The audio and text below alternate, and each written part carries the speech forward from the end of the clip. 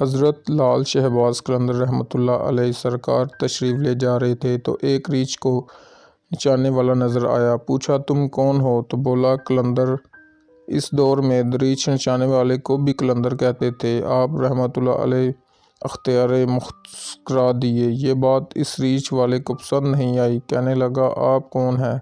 فرمایا میں بھی قلندر ہوں۔ کہنے لگا آپ کیسے قلندر ہیں؟ نہ آپ کے پاس ریچھ نہ ڈگڈگی، تو تماشا کیسے دکھائیں گے؟ فرمایا پہلے تم دکھاؤ پھر میں دکھاتا ہوں۔ ریچھ والے نے ڈگڈگی بجائی اور ریچھ کھڑا ہو کر ناچنے لگا۔ اس نے کہا اب آپ کی باری۔ حضرت لال شہباز قلندر دو درختوں کی ٹہنیوں پر کھڑے ہو گئے اور فرمایا نیچے سے گزر جاؤ، مگر یاد رکھنا آگے جانا مگر واپس کبھی مت آنا۔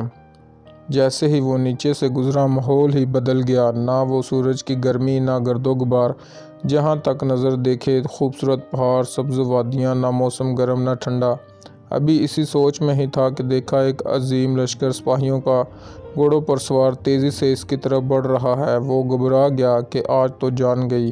پاس پہنچ کر لشکر کا اور سپہ سالار آگے بڑھا۔ اس سے پہلے کہ وہ کچھ کہتا سپہ سالار بولا بادشاہ سلامت، آپ کہاں غائب ہو گئے تھے؟ آپ کی سلطنت آپ کا انتظار کر رہی ہے اور ملکہ عالیہ آپ کا رو رو کے برا حال ہے۔ اب وہ حیران پریشان شاہی گھوڑوں پر سوار ہو کر ساتھ چل دیا۔ جب محل پہنچا تو عظیم الشان عمارت دیکھ کر حیران۔ اندر داخل ہوا تو خوبصورت ملکہ گلہ شفا کرتی لپٹ گئی۔ کہاں رہ گئے تھے آپ؟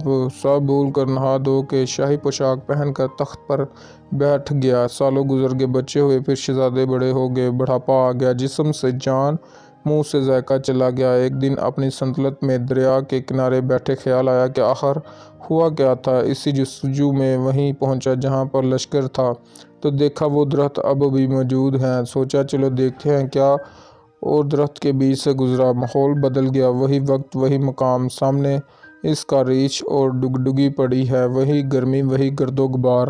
پیچھے دیکھا تو حضرت لال شہباز قلندر رحمۃ اللہ علیہ سرکار کھڑے تھے۔ اس کی حالت قہر ہو گئی۔ بولا جناب میری سلطنت، میری ملکہ، میرے شہزادے۔ تو آپ نے فرمایا سب تماشا تھا۔ تھینک یو گائز، ملتے ہیں نیکسٹ ویڈیو میں، تب تک کے لیے اللہ حافظ۔